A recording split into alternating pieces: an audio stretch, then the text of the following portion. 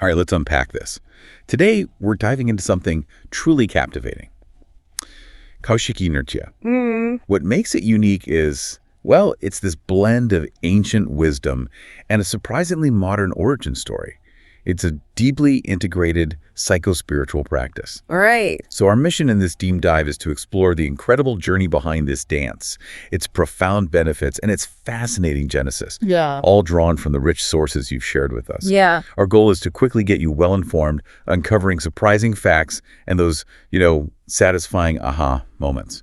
And what's truly fascinating here, I think, is how the sources give us such vivid, detailed accounts, not just of its invention and its explicit purpose, but also the deep philosophical underpinnings. Exactly. This isn't just about a sequence of movements. It's about a broader system of thought and, well, a holistic approach to well-being. It's a powerful testament, really, to how profound insight and innovation can emerge, even from the most challenging personal and historical circumstances.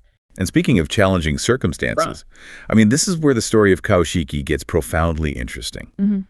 This dance wasn't conceived in some moment of tranquility or convenience.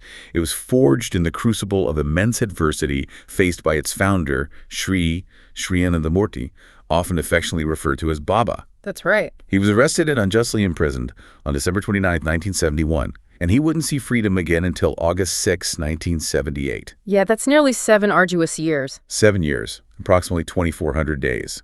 Held captive by what the sources describe as evil forces, intent on eradicating the Ananda Marga Prakaraka Sangha. Which is the spiritual and social service organization that Baba founded, yeah. Right. And during that harrowing period, his resolve was tested to its absolute limit. It really was. On February 12, 1973, Baba was poisoned. And in a truly extraordinary act of protest and demand for judicial proof and justice, he undertook an astounding hunger strike. Astounding is the word. He abstained from solid food for an incredible 5 years, 4 months, and 2 days. Wow. This period really highlights his firm determination facing all odds, demonstrating an almost superhuman, unwavering spirit. It's hard to even imagine. It truly is a profound display of resilience and just an unshakable commitment to justice. So, given that immense personal sacrifice and the timing of his release, what was the specific catalyst? Yeah. What led him to develop this particular dance so soon after regaining his freedom? What was the driving force right then? Well, if we connect this to the bigger picture, it becomes pretty clear why this dance was so urgently needed and why Baba would turn his mind to it so quickly. You see, he had previously introduced the Tajava dance back in 1971. Right, the men's dance. Exactly. A powerful and physically demanding practice, but it was strictly forbidden for women due to what were described as physiological constraints. Okay. So there was this significant gap, this clear need for women to also have a dynamic, psycho-spiritual, physical outlet within the Ananda Marga system. Makes sense. And the sources share Baba's own reflective thought process on September 6, 1978, just over a month after his release. He apparently deliberated, so what is to be done? So let me think from the past. I have to do something today itself. He was determined, to create something specific for women right then and there. And he did, in a truly unique way. The invention itself has this fascinating, almost spontaneous origin story. It was late at night, around 11 p.m. on that very day, September 6, 1978. Baba called 4 young boys, his security guards at the time, and told them to dance in a specific experimental way. He observed their movements meticulously. Yeah, watching closely, noting how their glands, subglands, and tissues reacted, and even that their mind had a palpitation, a kind of internal quivering. A palpitation, quivering. What did that signify? Well, exactly. And this palpitation or quivering wasn't just a physical sensation. It suggested a stirring, an internal movement or awakening of the kosha. Kosha. Which in Sanskrit means sheath, cell, or maybe better, inner self. It implied an expansion, a dynamic expression of that inner core. Ah, okay. That profound connection between the internal vibration and the unfolding of the self is precisely why he named it Kaoshikii. It's elegantly defined as the dance that gives proper expression to the inner self. Or, as another translation beautifully puts it, the expansion of mind. The expansion of mind, I like that. Yeah, it's not just a physical act, but a deeply intentional journey inward, designed to manifest outward. So, okay, having understood the compelling story of its birth, let's now dive into what a practitioner actually experiences. What do these 18 specific movements entail, and what profound meaning do they carry? You describe Kaoshikii as a psycho-spiritual dance. How does that progression from the psychic to the spiritual actually unfold through the movements? That's a great question. Because the physical movements are entirely infused with specific psychic ideations. They're designed to elevate the mind and connect it to a higher purpose. The entire dance is performed rhythmically to the chant of Baba Nama Kevalam. Only the name of the beloved. Exactly. A fundamental mantra in Ananda Marga, focusing the mind on the Supreme. Okay, so walk us through it. How does one begin this dance? Well, the dancer starts with namaskara, a reverential posture, then slowly raises their arms straight overhead with hands folded. Okay. And this initial movement isn't just stretching, it symbolizes establishing a link with Paramapurusa, the Supreme Consciousness. It's an act of reaching out and connecting before any other movement begins. I can imagine that sense of intention setting the stage, and then the movements become more dynamic. Precisely. Once that link is established, the actual dance begins. The body then bends 45 degrees to each side, first 3 times to the right, then returning upright twice. Okay, 3 right, 2 up. Then 3 times to the left, returning upright twice. While bending to the right, the ideation is, I know the right way to request you, sort of a humble petition. When bending to the left, it's, I know how to fulfill your demands, signifying a commitment to service. And throughout these side bends, the upper body, from the waist to the fingertips, remains straight. Arms straight at the elbows, almost touching the ears, maintaining a strong, integrated posture. So it's this balance of asking and offering, a dialogue almost. What comes next in this sequence of surrender and strength? Following the side bends, the dancer bends directly forward to touch the ground with their fingertips, then straightens up. Oh. This is a powerful gesture signifying complete surrender to the divine will, a real act of profound humility. This is then immediately followed by bending backward to a maximum of 15 degrees and straightening up again. The ideation here is equally potent. I am ready to face all troubles that may come. Wow. It's an affirmation of courage and resilience, demonstrating one's readiness to confront life's challenges. That's a beautiful arc. From connection to surrender, then to fierce determination. How does the dance conclude? It concludes with 2 final stomping steps on the heel, accompanied by the sounds. Ta, ta, ta, ta. Yeah, and the ideation here is, "Oh Lord, I repeat your rhythm." It's a final, resounding affirmation, a commitment to move in harmony with the cosmic flow. So you see, it's a remarkably structured sequence, each part imbued with deep meaning, designed to continuously connect the physical with profound spiritual and psychic ideations. It sounds like a truly holistic sequence. But, for such a specific and meaningful practice, one might wonder about the external presentation. What kind of attire was deemed appropriate for Kaoshikii, especially considering its founder's meticulous attention to detail? That's a great question, actually. And the sources provide a wonderful little anecdote about how the uniform was meticulously decided. Acharya Sitabhathananda Avadhuta, who was one of the 4 original security guards present during the invention. One of the boys who first danced it. Exactly. He was actually selected by Baba as the best performer during that initial demonstration. Okay, and then came the sartorial experiments. I can just picture it. Precisely. Baba asked for a sari, but since Siddhabhathananda was a man, he had to use a dhoti, a traditional Indian garment. Right. Baba then personally draped the cloth on him in different styles, Bihari, Maharashtra, South Indian, and Bengali, and had him perform the dance in each style. Really? Trying them all out? Yeah. Each time, Siddhabhathananda reported back on the comfort, the flexibility, the practicality of the drape for the movements. Ultimately, the Bengali style was deemed the most comfortable and suitable for the dynamic movements of the dance. So after this very practical, hands-on research, what became the official uniform? Indeed. The official uniform for women practicing Kaoshikii became a maroon sari in the Bengali style, paired with a green shirt. Maroon and green. Yep. And for men in public performances, it's green shorts and a chocolate-colored or maroon shirt. Baba even gave discourses on how color has a tremendous influence on our minds and bodies, and the concept of vairagya, or renunciation. So the chosen colors aren't arbitrary. They carry symbolic weight related to spiritual aspiration and detachment. It's also notable that unlike Tashava, where no ornaments are allowed at all, flower ornaments are permitted in Kaoshikii and also in Lalita Marmika. It adds to the expressive nature of the dance. Okay, so beyond its profound history and intricate movements, let's now turn to the tangible impact of Kaoshikii.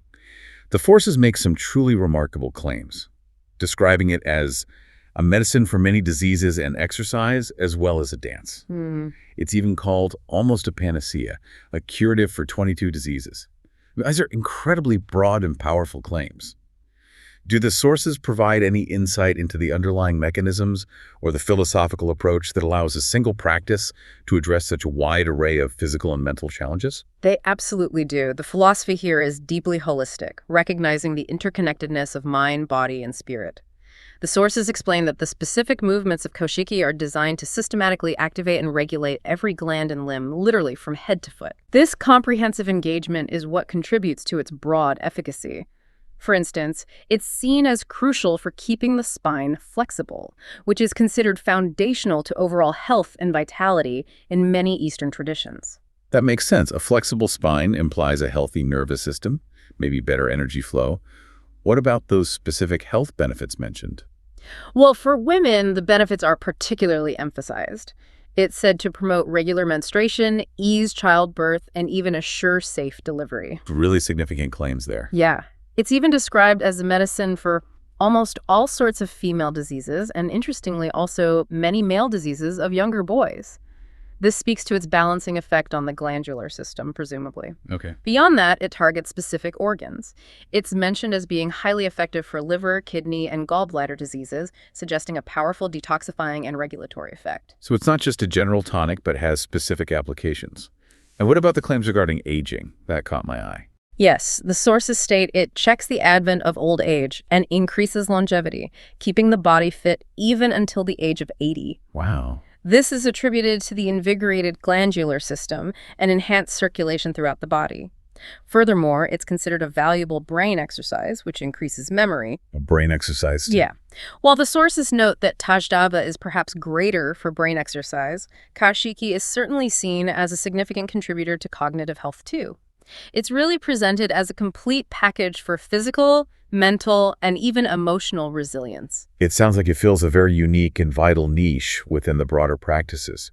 How does Kaoshikii fit in with other spiritual dances or movements we've touched on? It definitely holds a distinct place. Kaoshikii is classified as a psycho-spiritual dance, emphasizing that it deeply engages both the mind and spirit simultaneously through its specific ideations and movements. Psycho-spiritual. Right.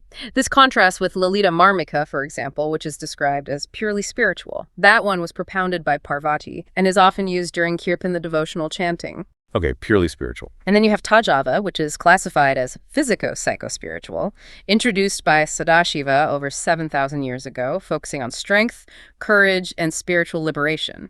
More physical emphasis, perhaps. So, while distinct, it's clear they all serve a purpose in a larger system. And how important is Kaoshikii considered within that system? The sources really emphasize that Kaoshikii is considered as important as Tandava in terms of its holistic benefits. They even encourage competitions in both dances, stating they are very good and encouraging for practitioners. That's interesting, competitions. Yeah. And its significance is also formally integrated into the broader philosophical framework of Ānandamarga.